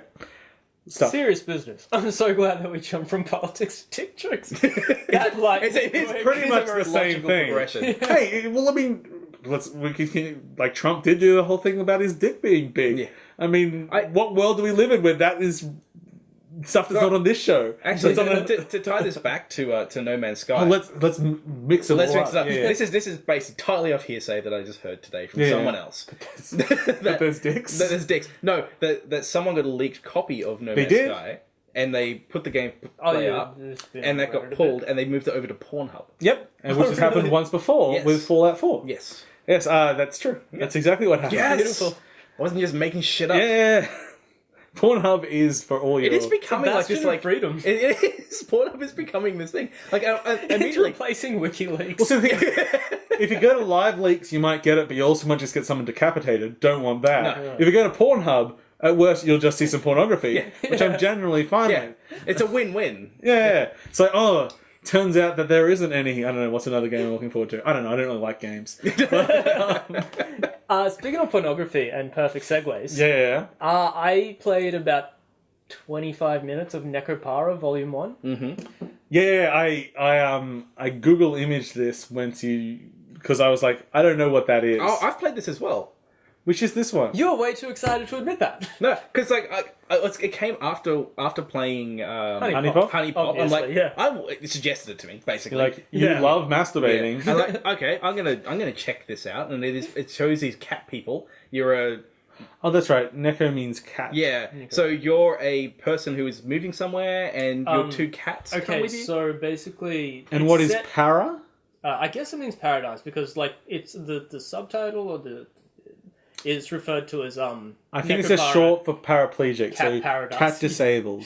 Cat disabled. Cat disabled. I would actually really use that to describe the two cats. Yeah, it's really creepy, like the whole cat girl thing. Yeah. Oh, and And we, like- we drew. Oh, that's a we cat got, from last got the week. note from last week, and there's a disabled cat. This is cat. perfect. Oh, I'll give him a crutch. So Yeah, give him some boozles. when I was playing it, Okay. because I get bored of visual novels quickly because I yeah, don't it's care. nice. So I just start hitting spacebar because I'm just trying to get to the nudie bits. There are no nudie bits in that. Oh, were you playing the censored version? I didn't know. I tried. Can you uncensor it? Because I'm like, I'm this gonna be is... honest with you, and this is beyond a grey area. I just pirated it Oh no! because like Yeah, I wasn't comfortable. Get out. I was nice. I mean, I'm Nice just taking a testicles. stand against censorship, I guess. Oh, but But, big, so beefy out of the feet. uncensored version, Yeah. and like the first nudity is a bit uncomfortable. It's the main character giving the two cat girls a bath, It's yeah. and that was when I had to quit. I'm like, Yeah. oh no, it's a bit much for me. Yeah, it was no Honey Pop, No. which is still one of the greatest games. Which made me of feel last good year. about seeing the prejudice. Like at that point, like it was a sense of achievement, you know. Whereas this, it's just like you say, hitting spacebar enough. Yeah, like unfortunately, I've looked at enough visual novels now that I've got this feedback loop on Steam suggestions, Oh no. and it's Yeah. like I really wish. They added customized lists. You can just turn off visual novels. Oh, good, because I sometimes I want to look at something, but I don't give a shit. But as soon as you click on anything, Steam's like, oh, you like this particular genre now, and then you end up with this feedback loop where it goes through and you click it again, and it's just, yeah. Anyway, so Yeah. if you can turn it off now, that's great, because I'm so sick and tired of seeing stuff I don't care about. Because I was interested in some art and I clicked on it. Oh, Wow. art. Art, bro. That's the Weird biggest visual joke novels here. because like there's part of it that really appeals to me, the idea of a visual novel, and the one I really need to play is 9 Hours, 9 Lives, 9 something else. Yeah, you need to play it actually. Yeah, that's The that tracks. I Zero- can't remember the exact name, but yeah. Yeah. There's like Zero Escape. And, Okay, yeah, yeah. I've heard of these two. So I think Zero Escape is the follow up. I think to 999. I think Oh, that's yeah. what it is. And the new one came out, which I was looking at this cat picture. It's pretty great. Which the title escapes me at the moment. But I think the one you want to jump into is Zero Escape. Zero Scale, check Yeah, it I out. haven't played it myself, but Cheryl's played it, and she really, really enjoyed it. Because I love the idea of a visual novel. It's so relaxing in concept. Well, I think this one is interesting because it's got a very interesting narrative structure. okay, And it's designed to be reread. So that's So there was a bit of scribbling where the breast needed to be. So Yeah. that's just it lactating. yes. And then it's got some big beefy like monster feet. Oh, I like the beefy arm. It's got a penis. Yeah. It's disabled, so it's got a crutch Yeah. and it's got that arm. very symmetrical balls. Oh, that I've got a lot of practice drawing those. And then that beefy arm turns into a dragon. Yeah, it's got a lot of majesty. That beefy arm. And It's not that's Trogdor, it's Nekopara. But Would a visual novel based on this character here be better than Nekopara? what's he up to? Like, what's his story? He's a judge. What, for like Judge Dredd? No. It's like more like Judge Judy. No. He is a judge in the SVU. The Special Victims Law Unit. and Order SVU. Is Yeah. a... He's to make the kids feel safe. God, Okay. that just got dark. What? He represents all, like, we've got man, woman, cat, furry. The cat makes the kids feel happy. It's like, so it's genderless, it's disabled, part of it's black, you can't tell because it's just a line drawing. Yep. It makes everyone feel safe included. Admittedly, I do feel a little safer. Yeah. So here's the PC version. We'll just give him his judge's robe. Yeah, see? See, that's all he has most of the time, just the monster hand coming out. And his disabled hand is replaced by a gavel. So there we go. It's. I mean, I don't think any of this tracks on camera, but now he's wearing his judge's robes and all the bad bits. But we know. Well, under the hood, we know that under the cape, under the robe, whatever, that she's real. I didn't say he's showing things off the cape. He's just a representative of everyone, I mean, of Big everything. Bird has a penis under there, probably. That was a man, wasn't it? In Big Bird. Could he lay an egg? I can't remember. Anyway. What were we talking about? Oh, yeah. Paradise. Cat disabled, yeah. Disabled cat. And it was so like, you know, I was saying before about Professor Layton, how I was just like, skip. I just want to get to the game. Yeah. With this, it's like that, but the nude scenes of the game, and then I don't want to spend any time with the nude scenes because they make me very uncomfortable. It's probably because if you pirate it. You feel guilty. Yeah, like I shouldn't be enjoying this because you know what? I'm just basically raping these cat girls. Yeah. I didn't follow correct procedure. But there is a slider for breast motion. Oh, God. Which was probably an indicator at the start that this was not a game for me. The old Dead or Alive... so the original Dead or Alive had a breast slider in its measures for size, except it wasn't size, it was age. Yeah, so you choose your age, and it would increase the breast size based on your age? Yeah, actually. So if you made a 99-year-old woman... She had giant boobs. Oh. Yeah, it was weird. It was That's strange. I didn't even realise that had a created character. It doesn't. This was like... That just changes the breast size across the board. Well, it was weird, guys. Yeah. Yeah. So yeah, you've really brought the tone of this show down. So yeah, Nekopara. Probably not going to play that anymore. Okay, Yooka-Laylee. Oh. Yes? What? We're just moving on. Okay. So I was playing the toy box for Yooka-Laylee. Oh, okay. Yep. How was it? Well, I have very good news. Yes? It plays extremely well. Good. Oh, that is good. The control is perfect. Perfect in the way that it plays as well as you remember, which means it's slightly better than it used to be. Okay. Okay. So the moveset is very similar to Banjo-Kazooie, and the controls are very similar as well, so pretty much you'll instantly be doing a lot of movement environment. The toy box itself is kind of interesting. It's mostly just base geometric shapes, a couple of tasks, and showing off a few things. So there's a small combat area. The enemy designs are actually very cute. These little goblins, and like one of them had like a pot on his head and stuff. There was an area where it was like a chips challenge box pushing puzzle. Very simple, like anyone could do it. But the camera would go top down in that section, stuff like that. Oh, yeah. So camera control, like just a few things to discover around there. It's still like basically they put 100 feathers in the environment. It's like pick them all up for a special prize. I haven't picked them all up yet. I assume it just says congrats. One of the things I liked is I got high up in the level and then there was a ghost. Really well animated. Reminded me of the ghost from like the live action Casper. Okay. Yeah, right. like they really nice elastic movement and felt really solid. And apparently on each level there's going to be like 5 ghosts to catch. Okay. That's nice because I mean it's all collectathons. That's what we're doing. Yeah. Like swimming felt good. Like it just feels solid. So does it feel like they got the basics under control, so now they can just... Yeah, exactly. So now that the controls... The only thing that I wanted, and I can see why they don't, but maybe there'll be discussion, there's no ledge grabbing, which has become such a thing that you're used to in games now. It's like, if I jump up and like most of my body is over a ledge... You want to that's close enough. Thing, yeah. Which that's not something that was in 3D platformers. But now I kind of feel like, if you don't want them jumping up there, just make another just raise it. Yeah. Make it really obvious. Just get all those platforms, push them down by, an inch, and then do the little animation. Allow you to get up there, because it just feels like... Yeah. When you just miss landing on something, it still feels really shitty. Yeah. It's like, man, even as a big fatty, if I was here and things there, just because my toe's not over it, I could still fall. Like, I'd get on the goddamn thing. But I mean that's part of the genre, and you get used to like very mechanical move sets and everything. So it's a full move set more or less. Yeah. So your Yooka and Laylee are a lizard and a bat. Oh, I know there's much, but like it's all the moves that you're going to do in the game are moves you can do now in terms of, I think they showed off sliding, they showed off... there's sliding you can turn to... running, you can roll. What are you... Well, I can't remember what it's referred to. One of the characters goes into a ball, I think. Yeah, otherwise it turns into a ball. and you roll with that. Yep. You've got like a spring jump, which is holding down. You've got a butt smash. You've got hovering with the bat. What other moves do you have? Just various different changes to jumps and everything. Like, it's sort of what you expect from the day, but it just means that, hey, they haven't forgotten how to do it. So now as long as they can make interesting levels. Yeah. And there's a few elements in there that are not just blocks. They've got a few props, and the props look nice. Okay. So it's okay.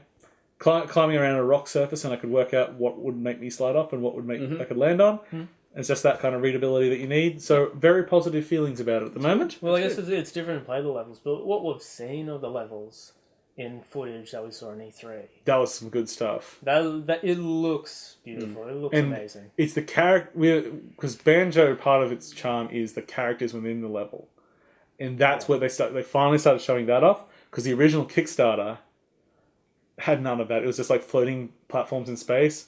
I'm like, Sure. floating platforms is normally like a sign of a really cheap, shitty platformer. It's like, fuck, you can't rent it. It's like, I don't want a half-assed Banjo continuation. I want it done properly, and it looks like it's being done properly. That's good. A few issues with shadows, like some surfaces didn't throw the shadows, but Again, that's not what the toy box is for. Yeah, this is not like you're judging a final product here. This is a little prototype release to Kickstarter backers. This is using Unreal? I can't remember what it is. I think it's Unreal. I think it's Unreal. Abzu was Unreal. Mm-hmm. Yeah. Makes pretty games. Does. Might be sometimes. Yeah. In a way of being of Unreal, I put it on the list, the Diabotical.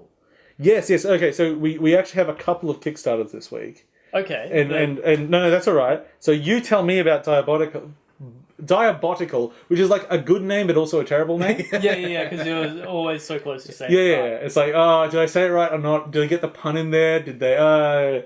So yes, continue. All right, so I can't remember the studio's name now. I think it's GD Games. Yeah, which is who the team is my biggest worry about it. Yeah, I'm not necessarily feeling too plussed about this.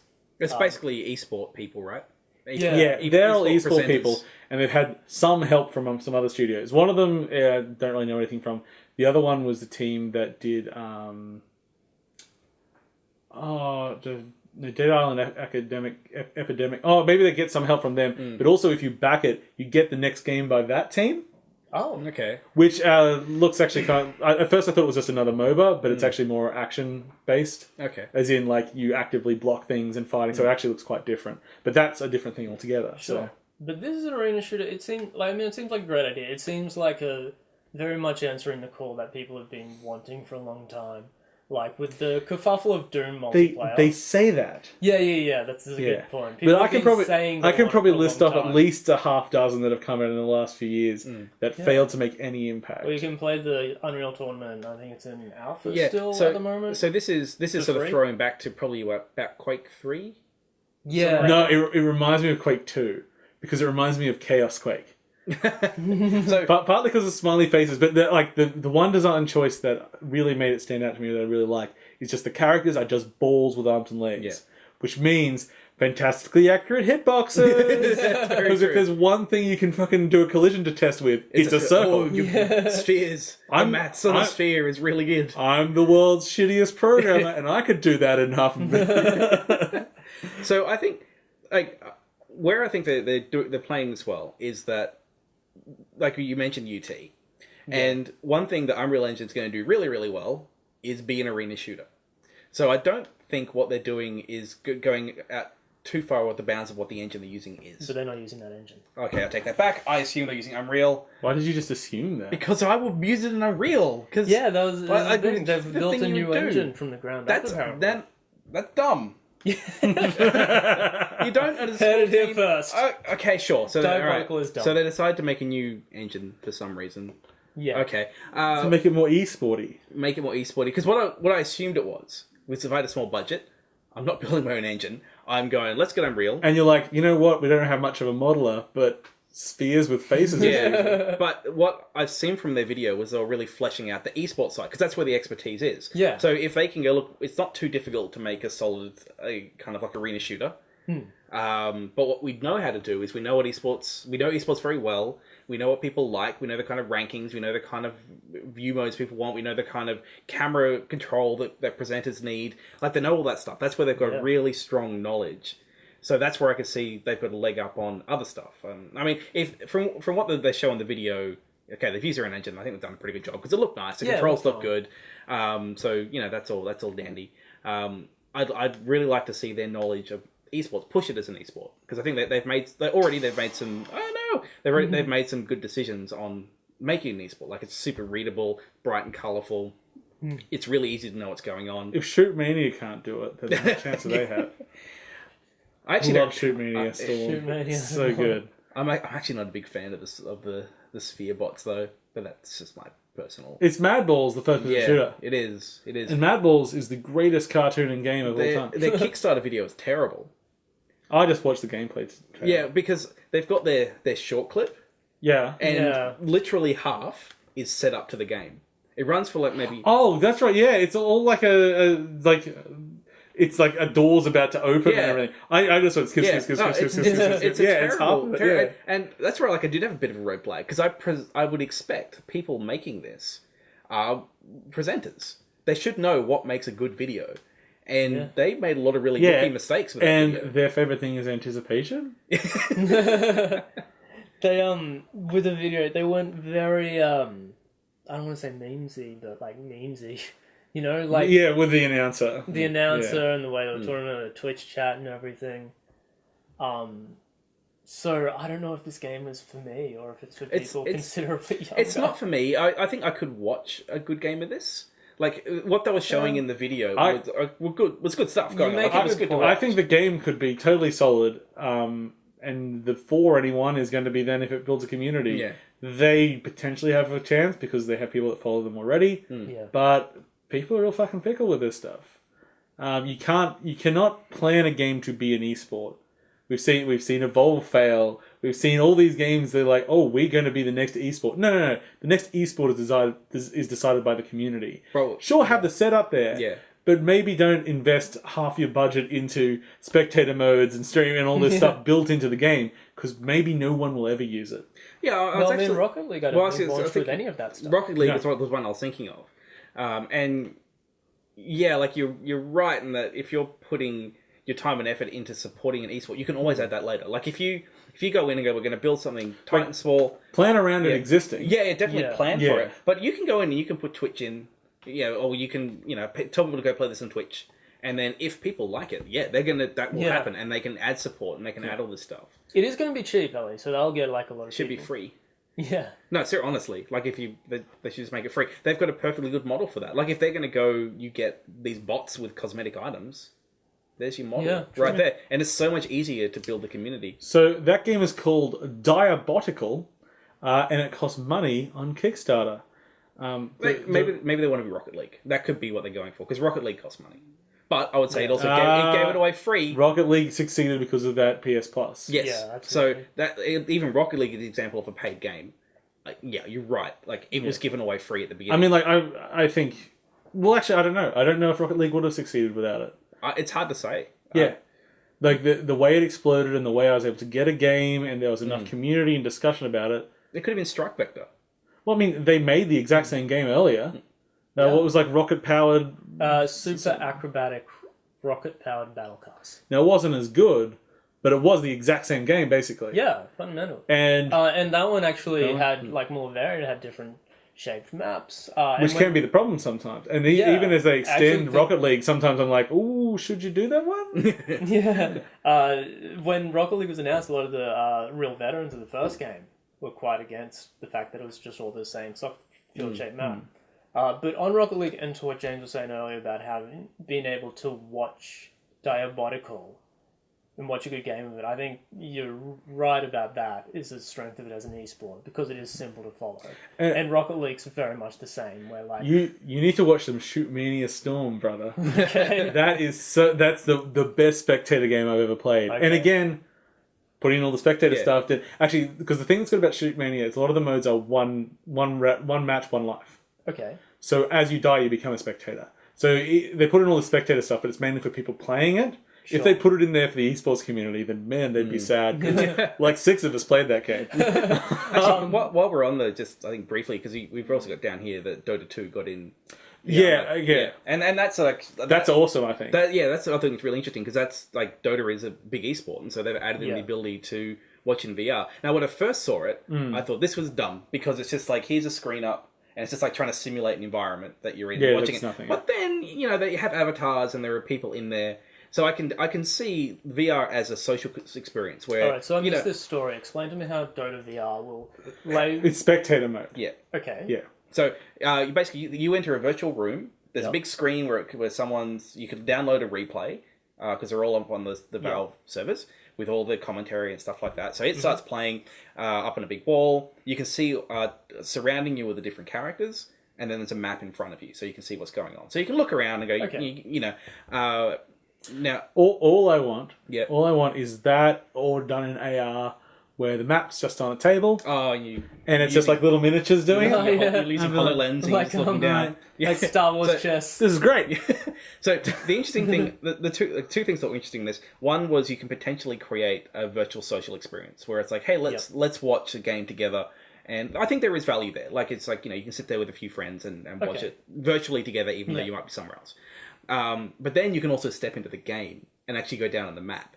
And thought that was pretty cool. So that you can go down and you can watch it like happening right in front of you. And I think in 3D, almost like looking down at the miniatures, but like I think any esport would be awesome to spectate in a 3D mode. Yeah. If you could do, well, actually, even real sports. If you could put cameras or drones, put a 3D drone above a football match. They've tried to do stuff like that. And you can look down 3D, well, a lot of the Rio Olympics is being shot with drones.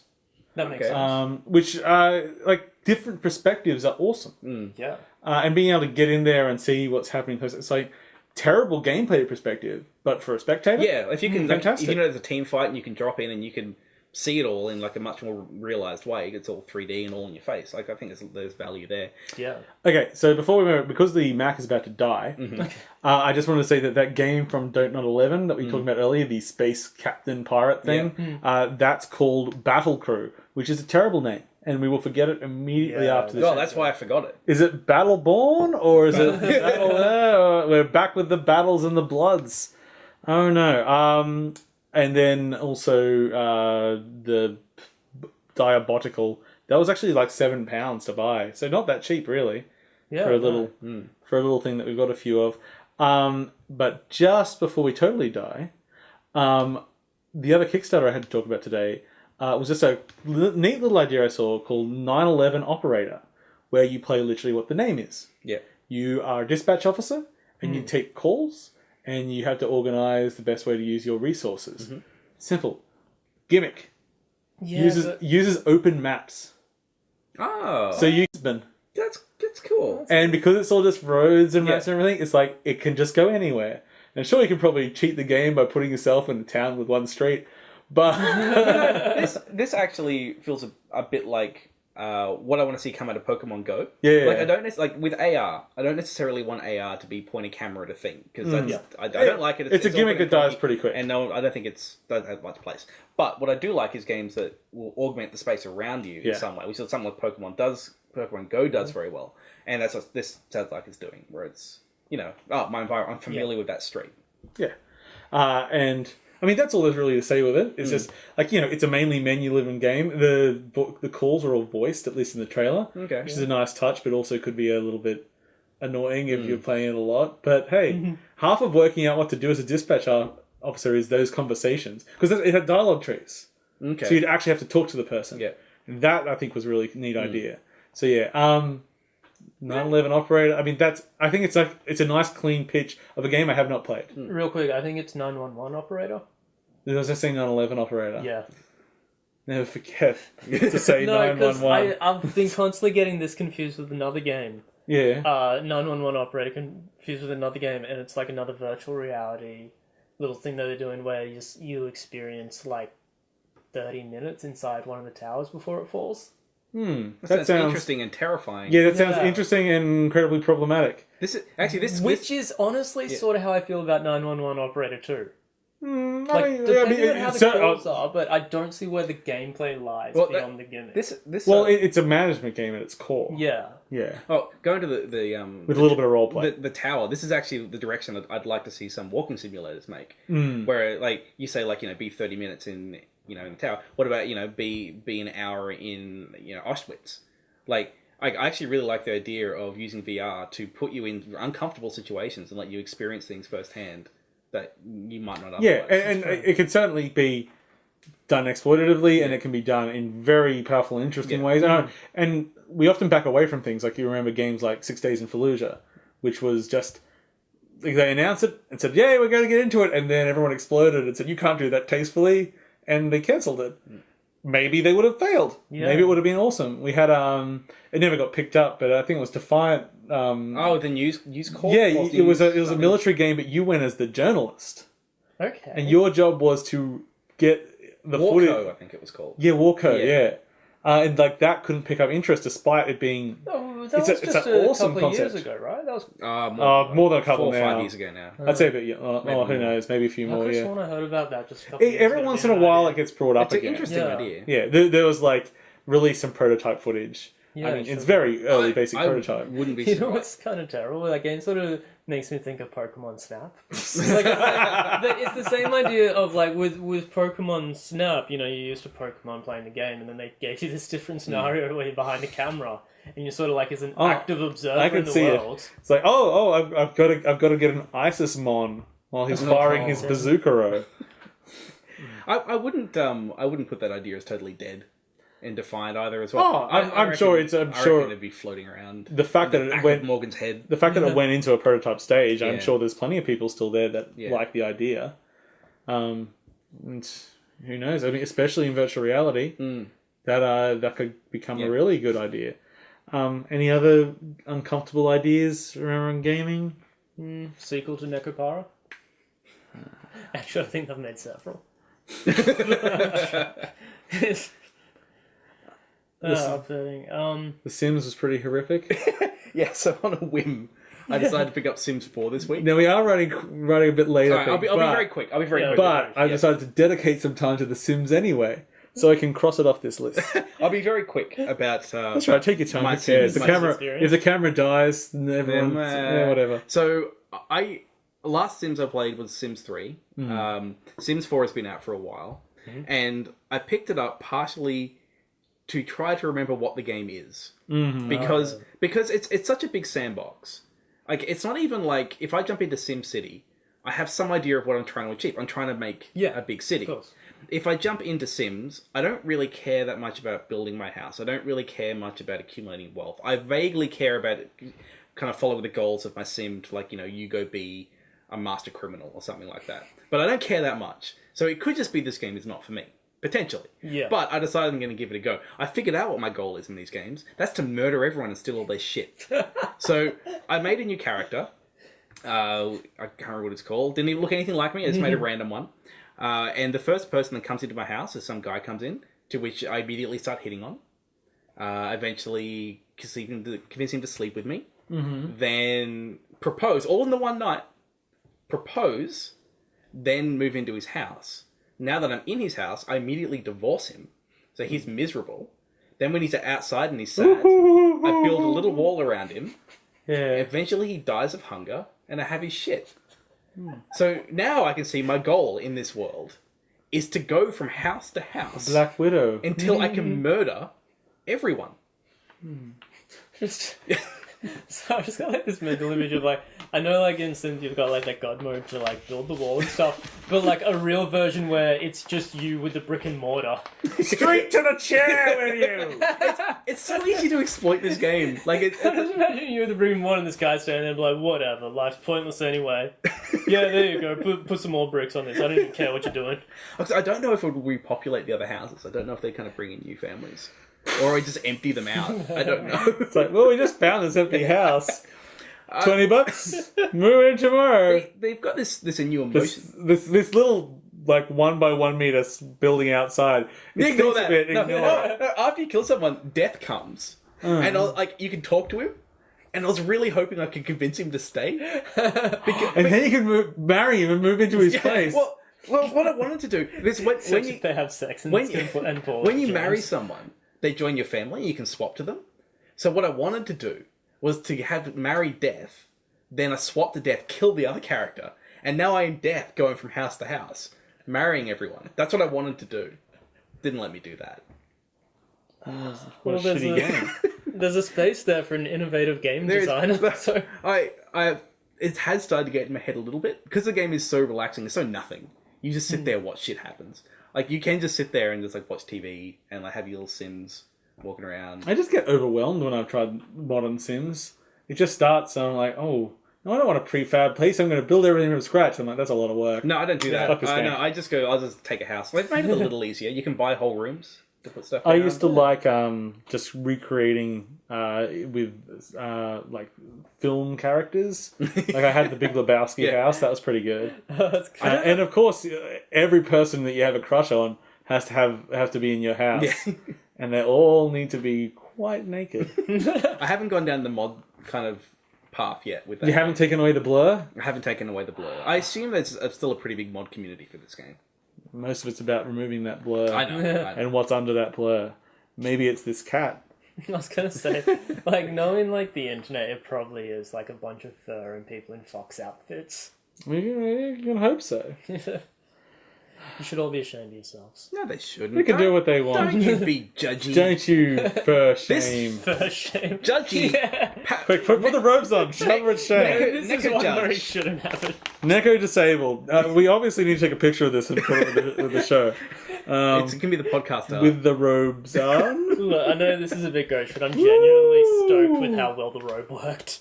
Yeah, it works pretty good. Justice. Leisure. Justice. Leisure. That can go on the Snapchat. You enjoying the Snapchat? I don't know if anyone's looking yet. They will, Half bits on Snapchat. they will now. Okay, before we finish up, let's see what's on the list.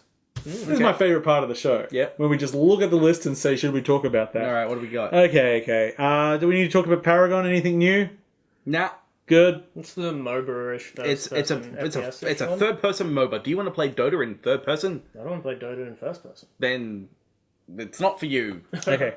There was a game called This is the Police or We Are the Police. It's supposed to come out on Steam. Publisher forgot to push the release button. It's coming out That's a next shame. week. Well, because it reminded me of when you released your game, and this is the App Store, so Yeah. it's perhaps even worse than Steam when it comes to this. And you push the button, and nothing happens. It's gotten better. The actual Well, that was only a few months ago. that's Yeah. it. iTunes Connect goes that. Yeah, that'll Yeah. happen. That'll you Yeah. hit the button, nothing happens. Luckily now, like the turnaround on approval for Steam, for iTunes used to be. It could be like a week or Yeah. more. They've got it down to like a day now. It's still. I remember when you did a Steam release of Taildrift. That was basically out like the second that you knew it was going to be out, wasn't Yeah, it? it's just like bam. It just You turns say like on. and release, and then I loaded it up, and Yeah. I was your first purchase. Yeah. Purchase I regret. Yeah, those developers have abandoned that game. If you go look, there are because it's still on there. Yeah, and it's yeah. still in early access. I go and look. It is still $10, and I actually went in the other day to try to make it free because I was just like, "Fuck it, just there's no development on that game anymore. Let's just Yeah. make it free and people can have it." You can't just make it free. You I can't? was looking everywhere in the Steam backend for like, where's the just like make it free button? Nah. Is changing the price? I easy? tried that. Oh yeah, you can change it down to like $1, but you can't make it free. but I just want to make it free.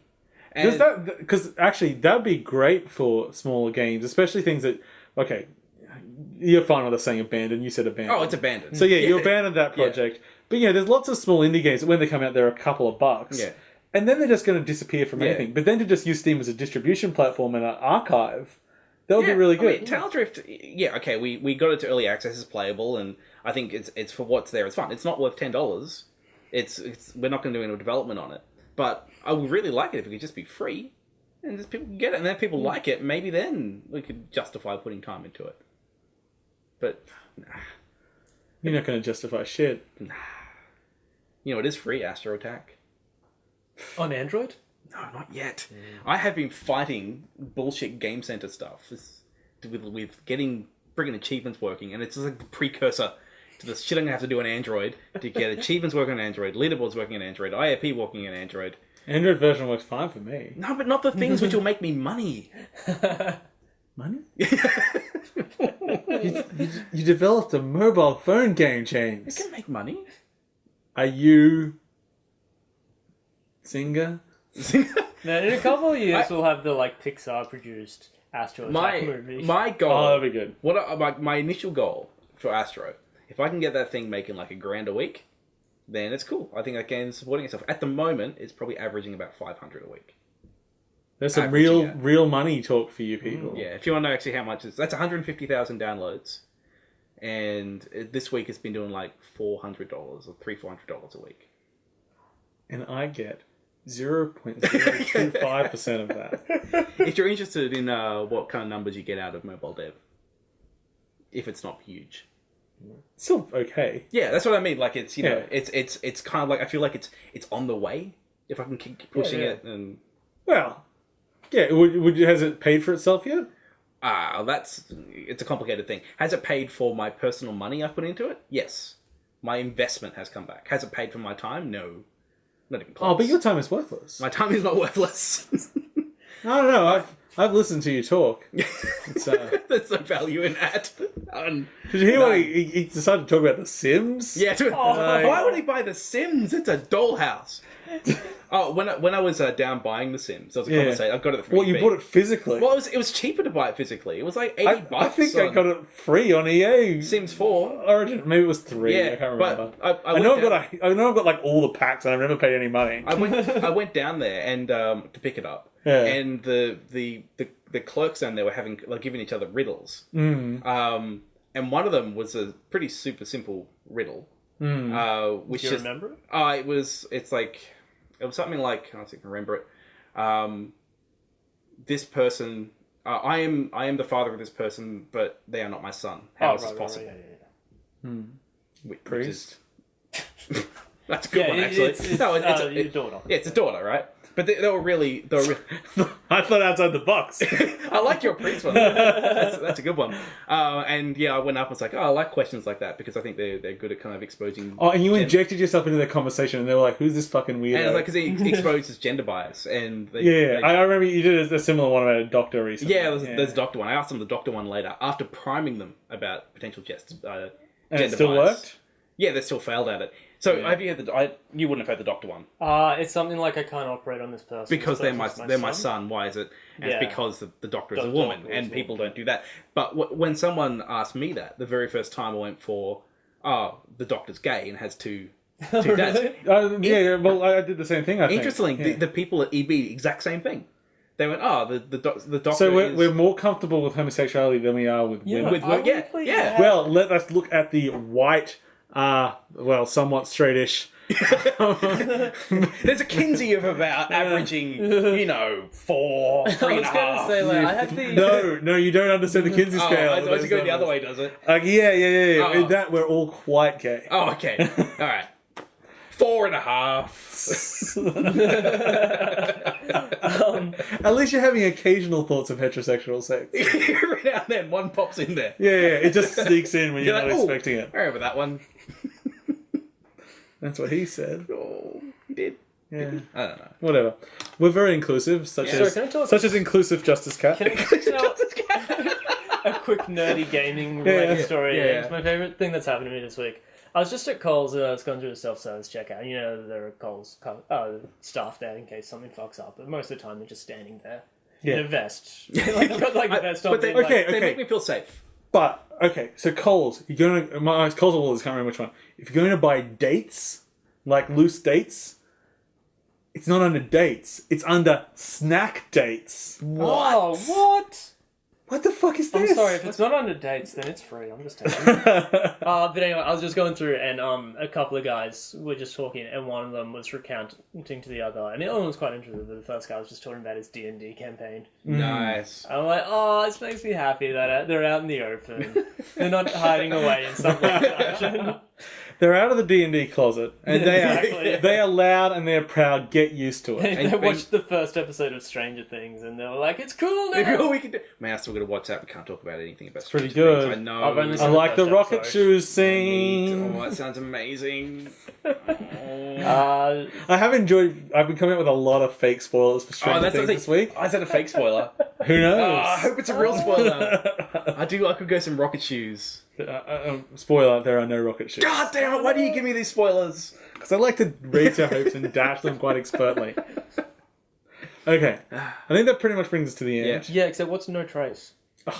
Well, I don't always talk about everything on the list, but now Why didn't you cross it off? Because we didn't talk about it. That's what the cross off means. All right. Okay, so No Trace as it gets crossed off. That was this little game I saw this week. It's still just a trailer. The game's not out for a while, which is why it's not vitally important to talk about. It's basically the game looks a little bit like Hitman Go's levels, except it's a fully explorable world. It's played isometrically, and it is Hitman played from a top-down isometric view. Okay. And other than they show like all the disguises and being able to put rat poison in the pots and everything, then they decided, I guess, to show it as an action game. And that didn't look too Hitman-ish, but it did look like an okay action game. But there's quite a lot of top-down action games at the moment. So I think top-down Hitman is top-down Hitman what it was with that slightly polygonal look, which is very popular at the moment because it's effective and cheap. But I thought it looked quite fetching. So No Trace, which we're topping off the show with because because just got to cross it off in future. We didn't use all of our examples of managing your expectations. Brutal Legend, people thought that was a third-person action game, but it was an RTS. Spore, it was shit. Star Citizen, no one knows what the fuck that is. Well, it is whatever I want it to be in my head.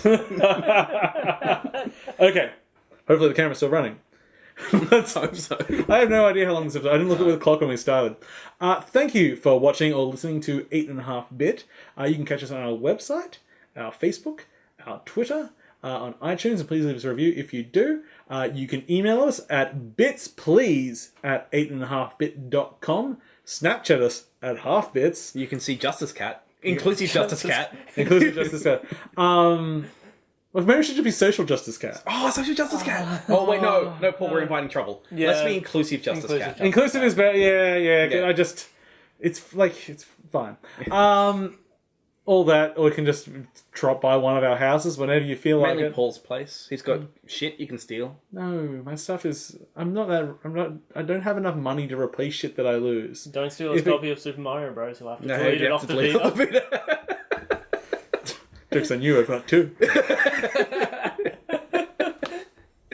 Anyway, Super Mario World, you idiot. How embarrassing.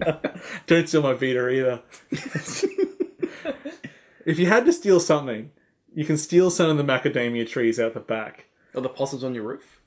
I've trimmed the trees from the roof, so the possums are less on there, but when they do get on it, boy, do they make a thud now.